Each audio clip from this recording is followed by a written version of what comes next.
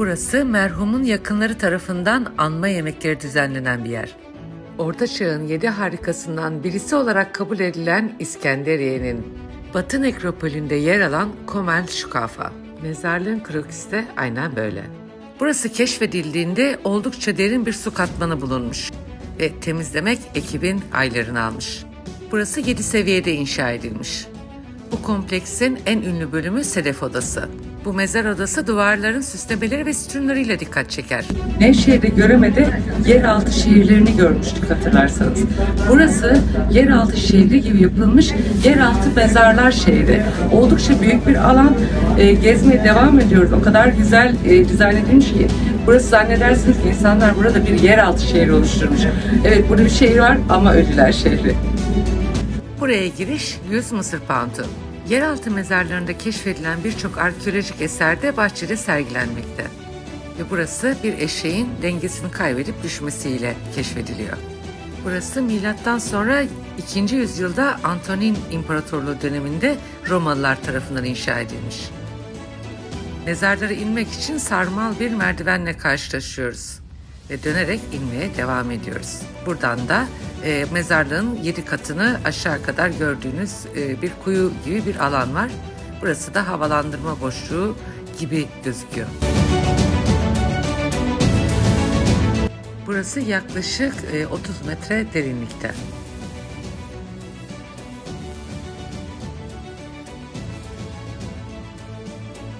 Burası yaklaşık 300 adet mezara ev sahipliği yapıyor.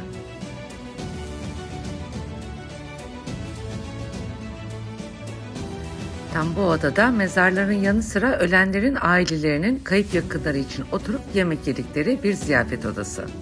Tabakları ve kavanozları tekrar yüzeye çıkarmak muhtemelen kötü bir uygulama olarak görülüyordu. Bu nedenle ziyaretçiler getirdikleri yiyecek ve şarapların kaplarını kasıtlı olarak kırıp burada bırakıyorlardı. Arkeologlar odaya ilk girdiklerinde odanın çömlek parçalarıyla dolu olduğunu görünce buraya Komel Şukafa veya parça yığını olarak bilinmeye başlandı. Ancak bu yapının en acıklı bölümü de tam olarak burası. Burası bir katliam odası. Milattan sonra 215'te Roma İmparatoru Caracalla tarafından tam 250 genç burada katledildi. Kardeşi Geta'yı annesinin kolları arasında katletti. Kardeşini öldürdükten sonra da bir şehri komple katletmiştir Caracalla. Milattan sonra 215 yılında işte tam burada İskenderiye'de yaklaşık 20 bin insanın bir Roma İmparatorunun kardeşini kendisinden daha çok seviyor diye katledilmesi, soykırıma uğraması oldukça dokunaklı bir olaydır.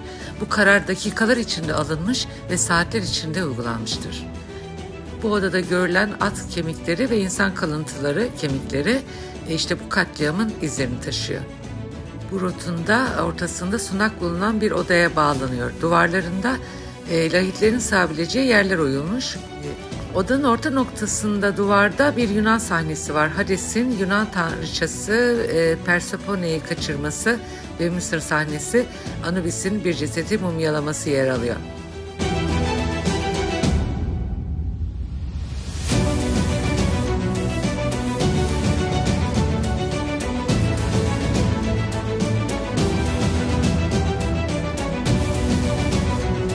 Buranın bir yeraltı şehri değil de mezarlık olduğunu nereden anlıyoruz? Gördüğümüz bu mezar taşlarının içinden çıkarılan şuradaki kemiklerden anlıyoruz. Burada bolca mezar var. Tabii ki lahit tarzı döşenmiş. Tamamen Mısır, Antik Mısır dini ile diyeyim ben size gelen Greko-Roman kültür birleşmiş ve ilk Hristiyanlıkta üstüne gelince karışık bir kültürlü farklı bir mezarlık oluşmuş. Bu mezar kompleksi Mısır'ın Roma dönemindeki kültürel karmaşasının bir yansıması olarak da önümüze çıkıyor. Mesela az sonra göreceğimiz Roma zırhı giymiş bir Anamis heykeli gibi. Şimdi o bölüme gelmeden önce orada anlatılacak çok şey var. Ben biraz size Mısır kültürünü ve bu mezara nasıl yansımış hemen onu kısaca anlatmak istiyorum. Roma döneminde Mısır farklı kültürlerin etkileşimine çok açık bir bölgeye dönüşmüş. Bu etkileşim sanat, mimari ve dini üzerinde de etkili olmuş. Començukava'da bulunan bu bazı dini figürlerde genelde şunları içerebiliyor. Yunan ve Roma tanrılarını içeriyor mesela, Mısır tanrılarını içeriyor, Greko ve Mısır tanrılarını içeriyor. Hatta erken Hristiyanlık dönemindeki melekler ve dini figürleri de içeriyor. O yüzden burası gerçekten dünyanın 7 harikasından birisi olarak kabul ediliyor. Peki burada hangi tanrılara rastlıyoruz? Helenistik ve Roma döneminde Mısır'da Yunan ve Roma tanrılarına tapınma bir popüler olduğu söyleniyor. Bu tanrılar arasında mesela Zeus, Hera, Apollon, Artemis, Dionysos ve Afrodit gibi isimler de var.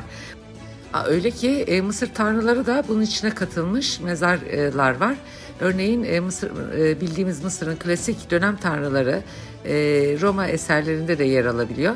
Örneğin Isis, Osiris, Horus gibi Mısır tanrılarının tasvirleri burada bulunmakta. Ama biraz karıştırılmış halde. İşte biz buna daha çok Greko Mısır diyoruz.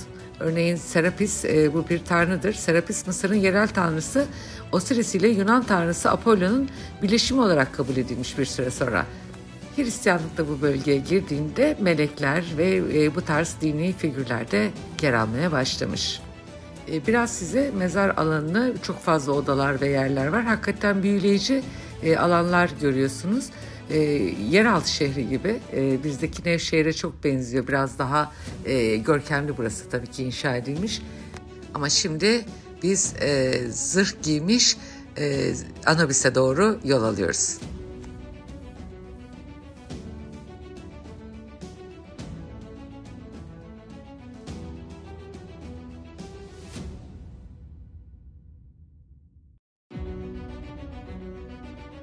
Burada ama en önemli yer neresi biliyor musunuz? Anubis. Anubis deyince ne geliyor aklınıza? İşte Anubis'i görmeye gidiyoruz. Anubis'te süslü bir mezar odası var hatta. Peki kime ait burası? Önce yeri görelim. O arada anlatıyorum. Buradan ana mezara gidiyoruz. Rotunda'dan bir dizi merdivenle 2 sütunla çevrili bir girişe iniliyor. Geçidin üzerinde Mısır tanrısı Horus'u simgeleyen 2 şahinin arasında yer alan kanatlı bir güneş kursu tasvir edilmiş. Cephede ayrıca üzerlerinde kalkanlar yerleştirilmiş 2 kobranın yazıtlarını göreceksiniz. Görüntüler muhtemelen mezar soyguncularına ve diğer kötü niyetli ziyaretçileri engellemek içindi. Bu nişlerdeki heykeller biri kadın, bir yerde erkek tasvir ediliyor. Bu da Akada, Daemon. Yılanların başında yukarı ve aşağı Mısır firavunlarına ait çift taşları göreceksiniz. Üstlerindeki taşa da taşlaşmış bakışlarıyla ziyaretçilere bakan Gorgon, yani Medusa'nın başını taşıyan kalkanlar var. Bu nişteki heykellerinde mezar sahiplerinin tasvir edildiği de düşünülüyor. Biri Mısırlı, biri de Roman tarzı giyim mevcut üzerlerinde. Ve bu da Anubis. Anubis'i ilk defa burada üzerinde Roman zırhı girmiş, Romalı zırhı girmiş bir Anubis görüyorsunuz. Hakikaten bakın ne kadar iç içe geçmiş bu mezarlıkta. Şimdi mezarın içinde 2 yan panel var. Mısır'ın boğa tanrısı Apis'in yanında duran bir firavundan hediyeler aldığını gösteriyor. Bir tanrıça muhtemelen Isis ya da Maat ya da Apis'i firavun izliyor. Ölen kişinin ruhlarını öbür dünyaya layık olup olmadığını belirlemek için kullanılan hakikat tüyünü de elinde tutuyor. Dikkatli baktığınız zaman bakın görebileceksiniz burada. Burada Anubis Osiris'i mumyalıyor. Yanında da Horos ve Tot var. Bu arada yan panelde bir azize benzeyen, üstünde başında hare olan bir şeyde dikkatinizi çekmek istiyorum. Bakın bu da tamamen Roma taklarıyla ünlüdür biliyorsunuz. Roma takı var lahitte. Etrafında Anubis'i görüyoruz, Tot'u görüyoruz, Isiris'i görüyoruz ve işte burada da azizleri görüyoruz.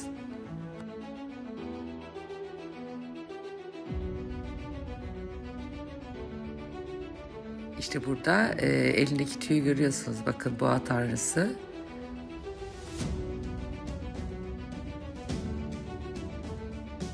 Eğer bir gün yolunuz İskenderiye'ye düşerse burayı mutlaka görmenizi tavsiye ederim. Gerçekten büyüleniyorsunuz. Özetle burasını anlatmak gerekirse burası antik kaya kesme teknolojisi kullanılarak inşa edilmiş.